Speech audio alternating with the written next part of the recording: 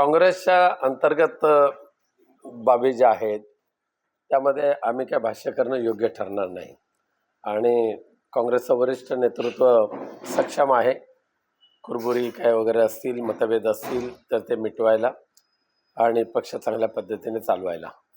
बघा, मनोज जरांगे पाटील ज्या पद्धतीने मराठा आरक्षणाचा लढा लढतायत आणि त्यांच्या पाठीमागे लाखोच्या संख्येने मराठा समाज उभा राहिलेला आहे. त्यामुळे साहजिकच आहे भारतीय जनता पक्षाच्या या टोळीने त्यांचं आणि महाविकास आघाडीचा संबंध जोडलेला आहे. पण त्यामध्ये काही तथ्य नाही, आरोप निराधार आहेत. ते शंकराचार्यजी काल आले होते मातोश्रीवर, त्यांनी आशीर्वाद दिलेले आहेत उद्धवजींना आणि ते शब्द त्यांचे खरे ठरोत अशी मला भगवंताकडे माझी प्रार्थना आहे.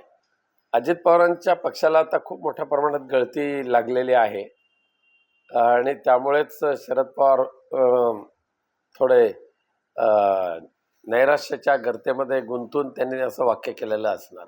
नाही, ह्या वेळेला तिसरी आघाडी करून नाही तर चौथी आघाडी करू. पुन्हा एकदा महाराष्ट्रामध्ये इंडिया आघाडीच एकत्रितपणे लढेल आणि बहुसंख्य म्हणजे खूप मोठ्या मताधिक्याने महाराष्ट्रामध्ये इंडिया आघाडी निवडून सरकार स्थापन करेल. त्यांच्या बुद्धीची कीव करावीशी वाटते. जर पाकिस्तान जर इथे असेल, पाकव्याप्त काश्मीर जर इथे असेल तर तुमचं सरकार होतं, आताचं सरकार आहे, त्यांनी त्याचा शोध घ्यावा.